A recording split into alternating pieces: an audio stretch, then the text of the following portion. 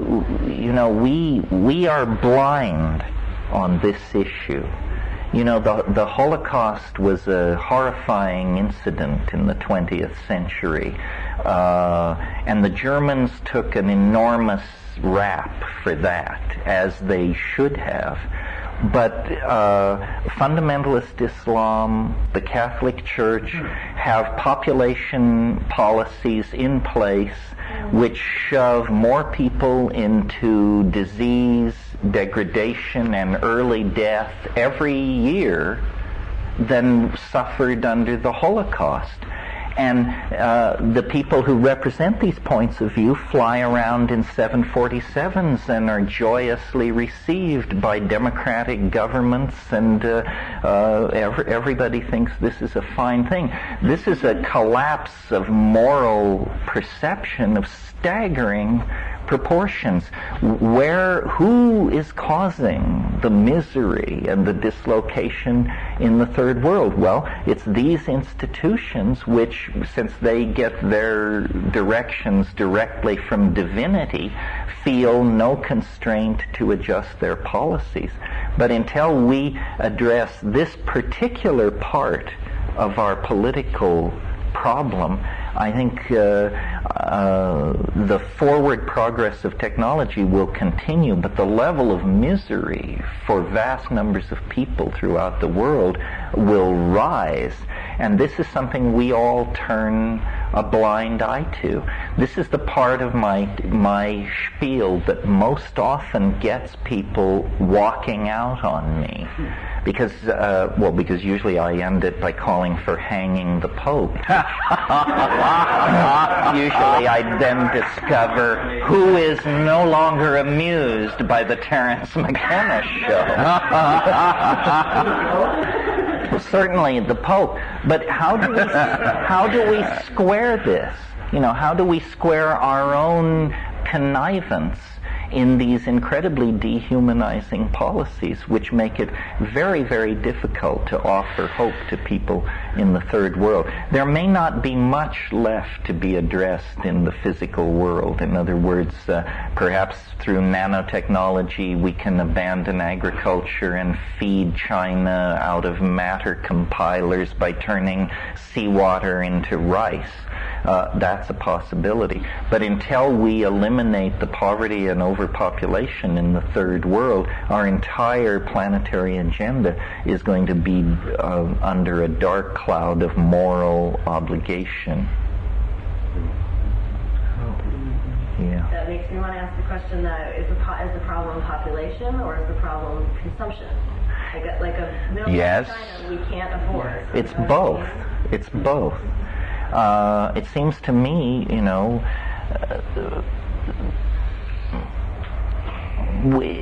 quality of life is the value to be maximized. And I don't know what the carrying capacity of the Earth is, especially in the light of nanotechnological schemes that would allow us to abandon agriculture and still feed everyone.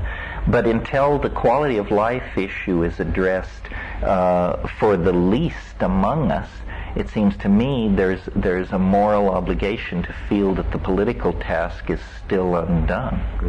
There's a pun that, in fact, Ronan and I were passing forth on the telephone the other day, and we basically said that the planet has contracted a fatal case of consumption, which, of course, is the old nickname for tuberculosis. But in a sense, it's really what's going on. So part of that, in the first world, we actually have to adopt some simplistic approach to finding the quality of life without consumption, the quality of life in interior values of some sort, and a desire to live your life in relationship with the people you love and with your friends, and finding somehow that being enough. The countervailing tendency, and I'm definitely guilty of this, is that I own 2 computers that were composed of materials that produced a lot of toxins in the environment, blah, blah, blah, blah, blah. And we're entranced with our toys. We all want our new toy, we want our T1 link, da-da-da-da-da. So there's a seduction that all the technological edifice is offering us, which is flying in the face of all of our good intentions. There's a name for it. Affluenza. But in a sense, I mean, not to make it all things to all men, but virtual reality offers an opportunity here. Capitalism is not intrinsically flawed. What flaws it is that it insists on fabricating objects out of matter, of which we have a limited supply.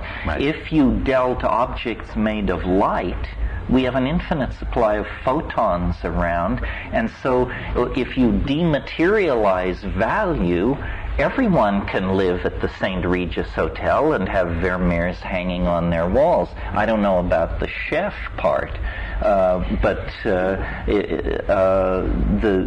dematerialization of the commodity market is probably capitalism's only hope. 40 years ago, it was thought that extraterrestrial industrialism would open the closing loop of the production cycle. Apparently that option has been taken off the menu, at least for the short-term future. But virtual reality can step in here. In an insidious way, it already has. If you think of daytime television as a kind of virtual reality, millions of low-awareness lives are just being warehoused in the suburbs where people imbibe this endless infomercial-based environment and congratulate themselves on the splendid quality of life they've achieved. So there are many traps, many pitfalls, contradictions. It's not simple. It is dinner time, however. So let's knock off, and we'll come back this evening here at 8 o'clock. Thank you very much. Session will blend gently into a mediated event of some sort. Mark is in charge of that, so I'm not sure, but I'm as interested as I'm sure you are. The early part of the day got most of the issues in play. We seem to be swelling, ever swelling our numbers. Are there issues we had to end somewhat abruptly at 6 o'clock? How does all this sit with you? Yeah. I think it was something we talked about at dinner. Can you be happy-go-lucky till the end of time? You mean, is there some responsibility to gravitas? Is that what you mean? Is there any legitimate fear, really, to all of this? There might be a fear to all the unknown factors like nanotech and all the good stuff we've been talking about, but is there really anything truly worth fearing? Well, in my experience, not. My fundamental intuition is that it's okay, that somehow the how of the coming to the eschaton is not yet fixed, but that it is on schedule and going to happen is somehow it's a very deep creed. Where the anxiety arises is just in people trying to explain to themselves what is happening. And, people will not live without closure in the unexamined intellectual life. So the world is now so complex, very few people, quote unquote, understand it. But in whatever area that you don't understand it, you generate mythology, which explains it to you. And so most of us, as the culture becomes more complex, our participation in it becomes more magical, more animistic, more provisional, more mythic.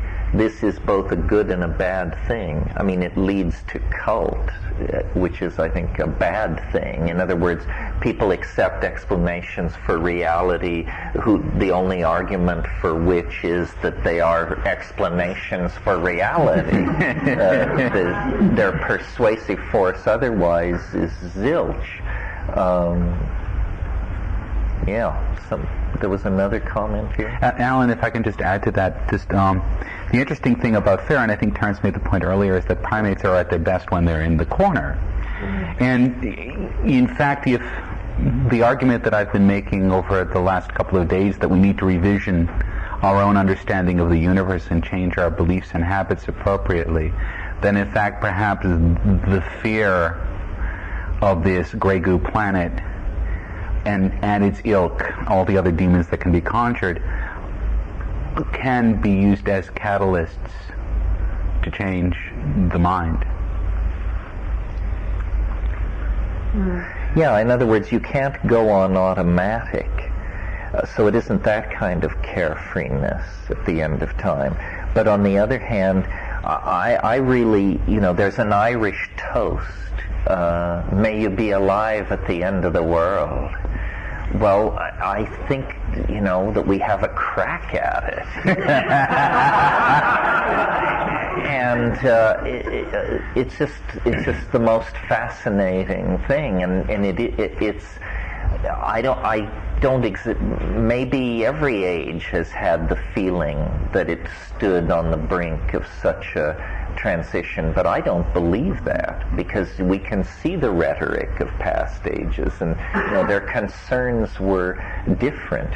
But it certainly seems that somehow our lives have been chosen to be microcosmic summations of macrocosmic processes that have acted themselves out over a long time. And maybe we are just simply dumb lucky to have been born into this moment, but so be it. Could you maybe comment on what you think about the eschatology in relationship to Zeno's paradox? I kind of personally tend to think it shows it to be a hoax. It shows Zeno's paradox to be a hoax, or the eschaton? Well, Zeno's paradox is not a hoax. It's based on a misunderstanding. You all know Zeno's paradox. It's that we have a tortoise which is going from A to B. First it goes half the distance, then it goes half of the distance left, then it goes half the distance left. Because it always has a distance left to traverse, the argument was motion is impossible. But this rests on a simple logical fallacy. What we have here is what's called an infinite series. 1/2 plus 1/4 plus 1/8 plus 1/16. But the sum of that infinite series is not infinity, as the paradox suggests. The sum is 1. Ergo, the problem is solved. It was just a naive stage of human thought. Once you understand that the sum of an infinite series is a finite integer, that's overcome. So no, we will reach the realm of the densely packed at a certain moment in historical time. It's strange that this is the faith of Western religion has always been this irrational insistence that God would enter history. It's a barely languageable notion. I mean, when you compare it to the nihilism of Buddhism and the cyclical thinking of Hinduism, these seem like very natural topological configurations of the metaphysical impulse. But the Western thing, that God becomes man and enters history and redeems the past, I mean, it's pulp science fiction, and yet archetypically maintained for thousands of years as a primary insight about the structure of reality. And because the Western methodologies and intellectual toolkit had sharper edges than its neighbors, it's in a way coming to pass. It's a Middle Eastern import, actually, isn't it? You mean that it comes from the well, it comes from the Arabs, but via Neoplatonists, and hence from the late phase of Platonic thinking. So it has a provenance, it has a lineage, yes. If the grand project of technology is the deconstruction of reality, is it also deconstructing culture or creating a new culture, and what kind of cultural wars can you expect if that is the case? Well, I think it is deconstructing culture. I go back to the French sociologist Jacques Ellul. I quote nearly every time I speak his statement, "There are no political solutions, only technological ones. The rest is propaganda." And in the middle 50s, he wrote a book explaining what he meant by all these terms. Technology is like a drug in that it dissolves these boundaries that are so very carefully constructed and maintained by cultural values. So, McLuhan said no technology in history was ever put in place with even a partial appreciation of its consequences. Technologies can make people money, so people are seduced by them away from cultural values and then become the carriers of these transformative technological memes that always pose problems for the culture in which they arise. And I think culture is a self-imposed form of fascism, that cultural rules are always give us a smaller version of humanity than humanity in fact is. In other words, you're inside a culture that tells you monogamous marriage is the highest ideal. Well, so then all the other humanly well-tested possibilities are left out because that particular cultural software doesn't support that particular behavior. So culture is something infantile. It's pre-adolescent. It's something which a civilized society would quietly do away with, I think. Did you want to say? Huh? No one does away with it. Everybody clings to it. We do it in our own way. Well, you can strive for cosmopolitanity. If you travel, if you take drugs, if you have an affair with the Albanian ambassador's daughter, and if you do sophisticated things, you can mitigate against it. But yeah, to the degree that you slow down and speak one local language and trade in one intellectual currency and stay in one place, it closes back over you again. Provincialism. That's why I'm such a booster for Manhattan.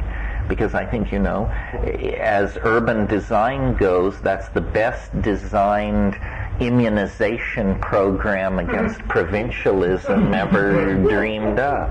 And the internet is another. You're in some village somewhere defined by its values, you jack into the World Wide Web, and suddenly the human galaxy of values is accessible.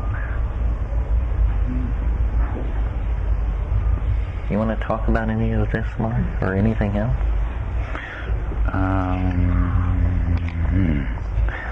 I just want to say that the question that you just asked is word for word repeated in my notes, so you could come over and take a look at it. It was a little bit airy hearing that.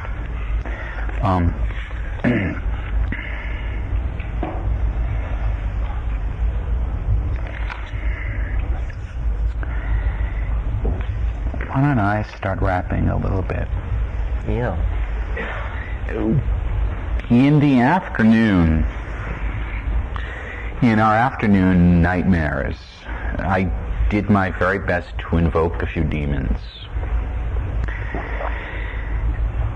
I'll invoke one more before I work to exorcise them. There's a rap that I haven't given in a long time because it requires props that I don't have. And those of you who know what props will blush because you know what props I'm talking about. And I gave the talk in public a few years ago. And in fact, at the Exploratorium in the McBean Theater.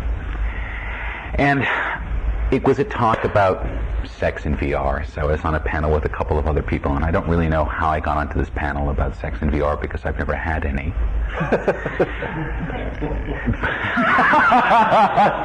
Yes. And one way or another, I ended up on this panel, and I came onto the panel, and I had a paper bag. And in the paper bag, with the paper bag on the stage, so imagine that I have a paper bag here.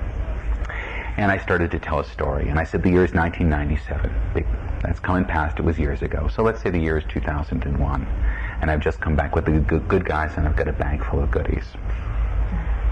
And I pull out a head-mounted display and say, look, this is the latest model, da-da-da-da-da-da-da. And I pull out a Sony PlayStation and say, look, this is the latest model, da-da-da-da-da. And then I pull out a dildo. And I say, oh, this is the latest model. It's got all the appropriate sensors in it, da-da-da-da-da. And I put a condom on it, so it's sitting there. And we have to have clean, safe, virtual sex. And then I pull out a compact disc. And what's really important is the story of the software that's on this compact disc.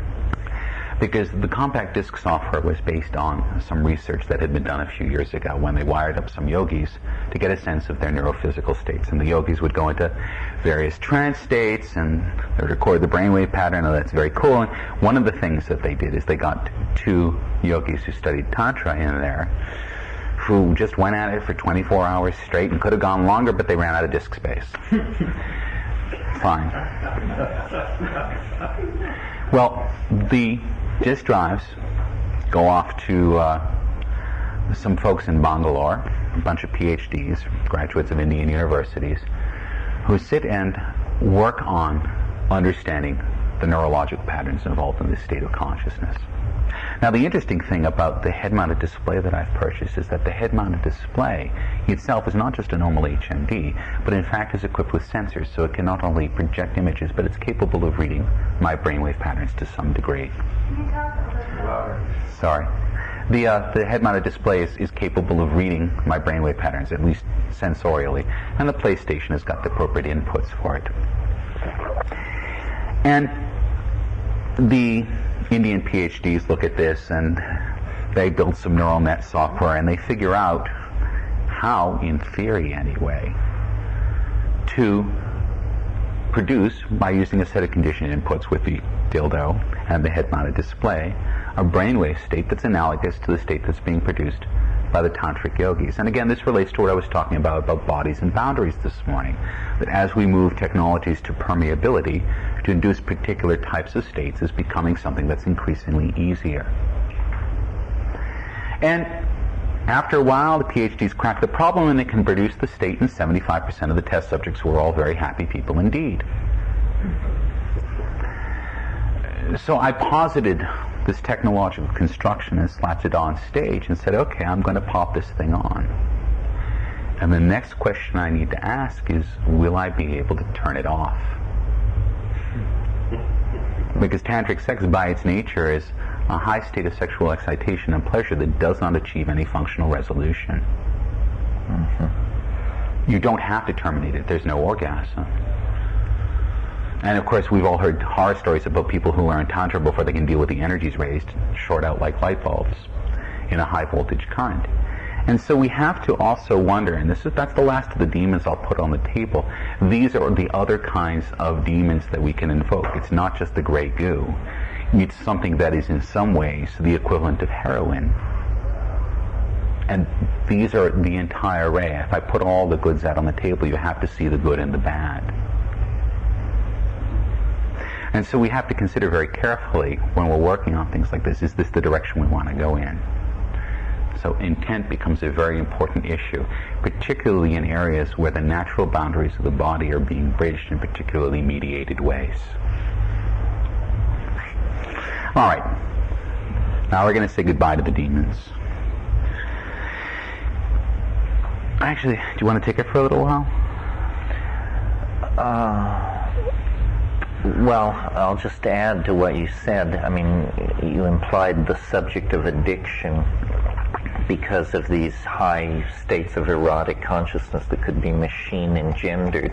Earlier in the day, we talked about how in a world with a perfected VR toolbox, what is really being offered to people is a kind of godhood, a kind of ability to build, live in, control, and extrapolate fantasies on very, very large scales.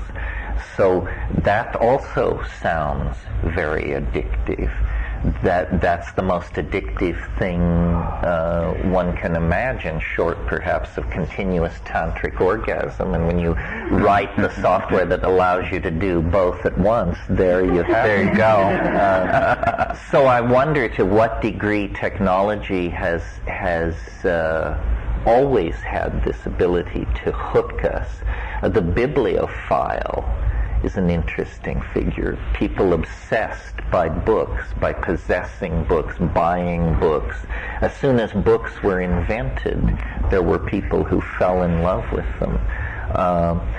And I think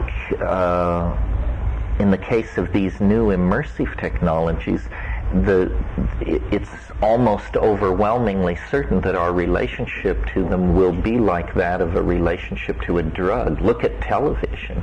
I mean, if television were heroin, we would have long ago written off Western civilization. Imagine if if people had begun using heroin 8 hours a day at the end of World War II and had it expand to the entire population.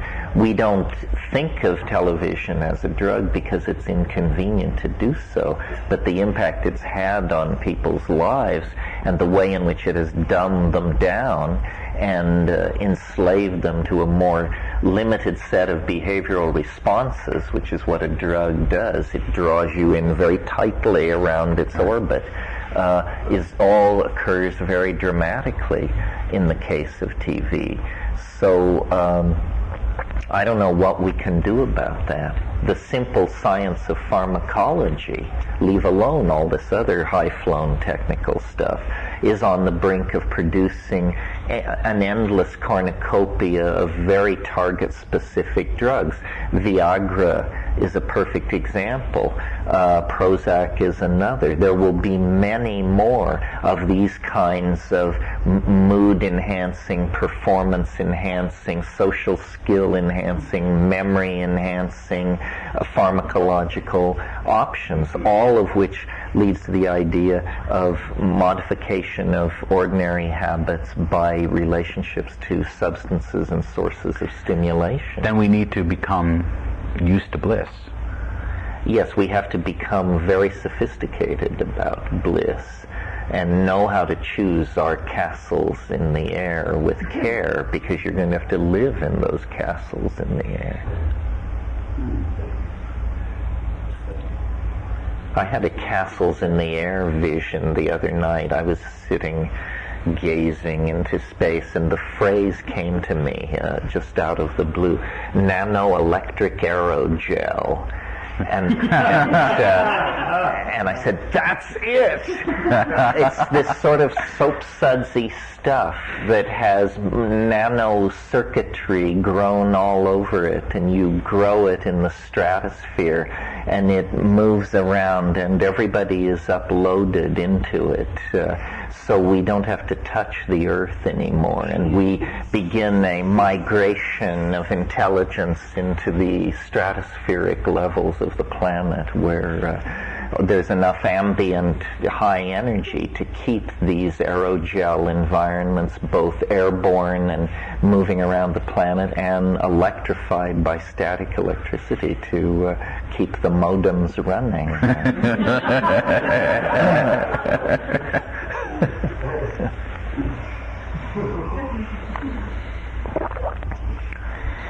Okay. Yeah. An unscheduled tour of the numinous. Terrence and I left this part of the program relatively free, and I really want to use this part of the program, even though we've been dallying with technology, I think, in the first part, to get back, although I'm going to talk about technology, this part's really going to be more talking about intent, and particularly the intent where it intersects the artistic intent. And the first person I'm going to talk about is a Canadian artist that I've become very good friends with, a woman by the name of Char Davies. And some of you who are familiar with my work are familiar with the fact that I've written about her work extensively. Char's had a very interesting career because when she was educated as a fine art painter. When she was in her 20s, she experienced a moment of the numinous, completely unaided by any psychedelics, but had an experience when lying in a field in the southeastern part of Ontario, where she grew up, that she felt a moment as if the boundaries between the field and the land around her and her own being had collapsed, and that there was a unity, there was a profound unity, that the world and the forest and the land were literally inside of her. And this became, in a sense, the object of her own vision. It became something that she chose to pursue with her own artistic intent. And she began to paint. And so she would paint forests, and she'd paint forest scenes that had a particular quality to them. People saw it as being almost a very spiritual quality in her painting, without being completely sort of explicit. They had an inner beauty. Things happen. She moves to Montreal, and she ends up being one of the founders of a company that was called Softimage. Softimage was the first computer graphics, 3D computer graphics software company. And over the years she worked at Softimage. In the beginning it was a startup, so she did what she needed to. She wrote the manuals, she did some marketing, they got some financing, and the software became the software that's used in most films today for computer graphics. But she never left her artistic intent, and so when they were working on the software, she would play with it, in part to test it, but in part to see if her own sensibilities of the world as she understood them as a painter could be represented in this medium. And so she'd say, why can't I do this? Why can't I make this object look translucent? Why can't I make it look translucent and color it with different light sources? And in part, the reason that we can see Titanic and Armageddon on the big screen and have them be believable is because somewhere back there was an artist who was measuring everything against an interior sense of fidelity and making things look real. Well, the company grows up. It's a $100 million company, and she is allowed then to move and become her own role, director of visual research, which doesn't really mean anything. It means she can do as she pleases because the company's been a success, so she has free time. And the first thing that she did was design something that she called a light box, which could take a static image because, in fact, unless you're using cinema film at that point in time, the only way you could get a 3D graphics image was to print it on a sheet of paper. In this case, she did it on a sheet of cellulose. And she would create these constructions that looked like huge, organic, almost gel-like fans floating in the seawater with light suffused in them. And no one in the world of computer graphics had ever seen anything come out of a computer that looked so organic and looked like it had grown, really almost like a photograph. But this was the beginning of her quest, using now technology as a means to represent. And she did a series of these, won some awards. They've been shown at major art festivals, at SIGGRAPH, things like this. And she began to establish a reputation. Well, time goes on, and as we know, computers get faster and stronger and better. And she began to really have a desire to have one of these works be real. She's making these works in the sense that they're three-dimensional, but she can't show them to people that way. But all of a sudden, graphics supercomputers are available, and they're only a few $100,000, and there are several of them all across the building she's working in, because this is the place where they make the software for the movies. And so she starts on another project, and she decides she's going to make one of these light boxes that she can walk into. And now she's confronted not just with the artistic intent, but she's also confronted with the reality of immersion in the virtual world. And she took a look at immersion as it was understood in the early 1990s. And she saw that most people moved in the virtual world by one of two mechanisms, one of which was using the data glove and pointing in the virtual world, which is in fact not particularly intuitive, somewhat cumbersome, and actually if you leave your arm out here for a while it gets tired. It's just a biological reality. The second one of which was the joystick, and she never thought the joystick was natural, and I remarked to her one day, that's because you're not a man. It's the most natural it's the most natural movement in the world to a man. And she laughed, and I actually do think there's some reality to that. She was looking for an interface, and she was looking for an interface that could bring the physical reality of the body into cyberspace. Well, it was just the point in her life when she was learning how to scuba dive. Now, for those of you who don't, and I don't, but I've heard a lot of description of it, a scuba diver maneuvers in the boundless three-dimensional space underneath the water. So you think about it, humans really only move in 2 dimensions, right? We really only move about, we don't move up and down. But a diver moves in 3 dimensions by controlling the buoyancy of their body, and they control the buoyancy of their body by controlling the amount of air in their lungs. As you inflate your chest with air, your buoyancy changes to be less than water and you rise, and as you exhale, you fall. And so she constructed not a $1 trillion apparatus, but a simple band that goes around your chest that simply measures your chest extension. It's $5 in components.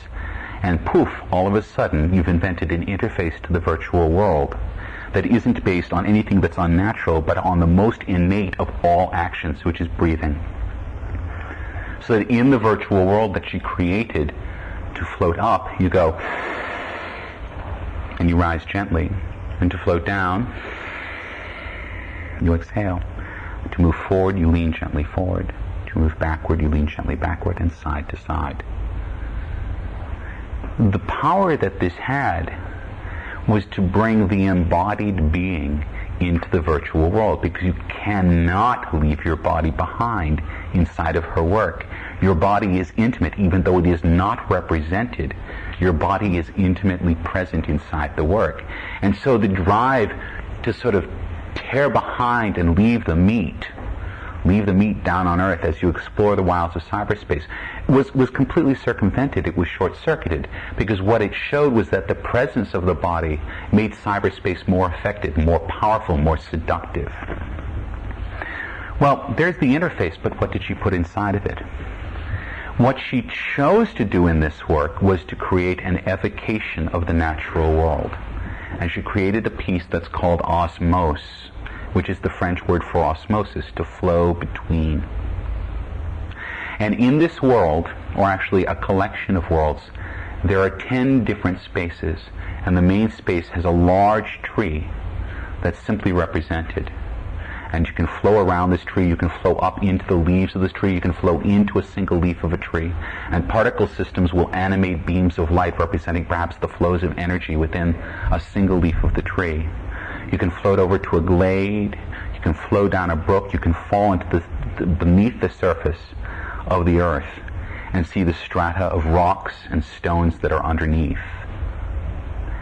Now the thing of it is that as a painter she understood that in fact we do not see the real world as a collection of bright neon hard-edged objects, that in fact the scientific evocation of the virtual world as being a collection of objects that are black, burped up from the void, sitting there and glowing, has nothing to do with our own real experience.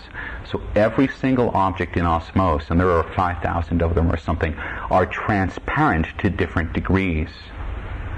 So that the effect that you get as you look at any of the objects in this world is indistinct, it's indeterminate. Everything is between, it's liminal in an absolute sense. Well, people really liked the work when she was testing it, and it had set a gallery date. It was going to be shown at the Museum of Contemporary Art in Montreal, which is in fact where I saw it a few weeks later. People would go into the system, they'd cruise around. Now imagine they're wearing a head-mounted display, quite a large one, and it's about 20 pounds, and that places a considerable torque on the neck.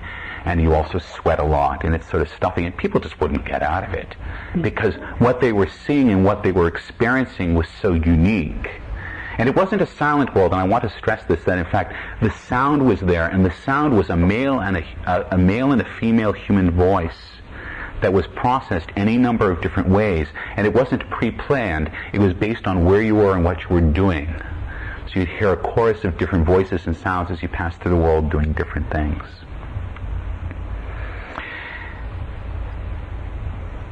We're a week away from the exhibition day, and on average, people have been spending 40 minutes in the work. Well, to show a work like this in a gallery, and you only have one supercomputer and one head-mounted display, you need to be able to get people in and out at 15-minute intervals. 5 minutes to get them in, 15 minutes in it, 5 minutes to get the next person in. You can do 3 people an hour that way. So she needed to create an artificial end. And so what she did is that after about 14 and a half minutes, you find yourself now gently floating above the main world of the single tree in the glade, and the world itself is encased in a partially translucent crystalline sphere. And you pull away from it into blackness. That's when people started coming out of the work crying. People started to write in the book that they weren't sure they were afraid of death anymore, that this reminded them of something so nearly nothing so much as a near-death experience. That in fact this longing and this leaving of the world was inducing a state that could really only be called profoundly religious.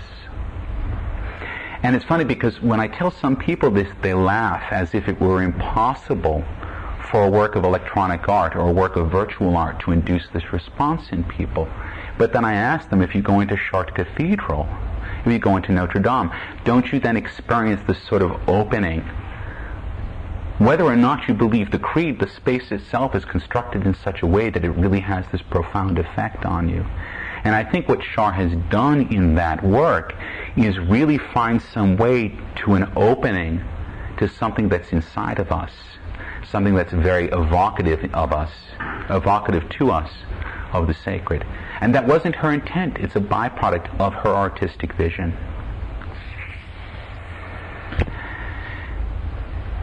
She took a break because that was a lot of work. She got a lot of flack from the electronic art community because the old school in electronic art thinks that if it's pretty, it's not valuable. If it's not making a statement about the war in Bosnia, it's worthless. If it's not politically strident, it's pointless. She didn't care. She had achieved her goals. And people were still reporting the intense beauty of the work if you go and read her logbooks from people who write their comments after they'd been in. But Osmose was a period of longing for her. She'd been in a very long-term relationship. Her life was just basically on the rocks at the time, and so the work was emotionally evocative of this. 2 years later, she comes back, and she's in a very different frame of mind. And she realizes that what she wants to do is start to use this mechanism and this interface to explore a joyous experience. And she went into the lab for another year. And just last month, at the National Gallery in Canada, a successor work, I think of them as complements, was created called Éphémère, the ephemera or ephemeral. And this work uses precisely the same interface, so you are embodied in the work, but the subject, the content is entirely different.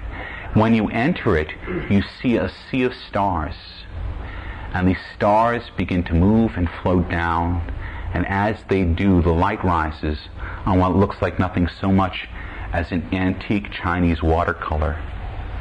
Trees almost as single straight lines falling down to a glade that's covered in snow, and the stars become falling snowflakes. And you can stay in this environment, and as time passes, the sun rises and sets, the moon rises and sets, and then as the sun rises in the next day, the only way I can describe it is as if Monet's God has been loosed in the world. because all of a sudden the forest floor becomes this writhing sea of purple and yellow and all the colors the trees and living things are before the chlorophyll comes alive in them. And you look up into the trees and you see these great sheets of color waving around. And it's not what a forest looks like, it's what a forest feels like. And she says her influence is Joseph Turner, who's the great oil painter from the last century, and the fact that his bold strokes of color that are all very indistinct and still incredibly evocative powered her in this environment. And you can follow this forest through its 4 seasons. But you can also allow yourself to drop and find yourself in the strata underneath this forest. And the strata underneath this forest are tectonic plates that are in motion slowly. And if you look into the plates themselves, into the rocks and stones, they become active. Because now, rather than just the passive viewing of an experience she's created, she's allowed you to interact with it, not by reaching out and touching, but simply by the joy of your gaze. And as you look into an object, it may change in front of you. You might look into a rock and see the forest inside it, and all of a sudden find that your world has become the forest inside this rock. And you can travel further down. And as you travel further down, you now reach the final substructure of ephemer, which is a body. It's not necessarily a human body, but it's a body. It's got blood, it's got bones, and it's got sinew, and they're all in motion. And of course, because this has the same constraints as the previous work, this work has to have an end.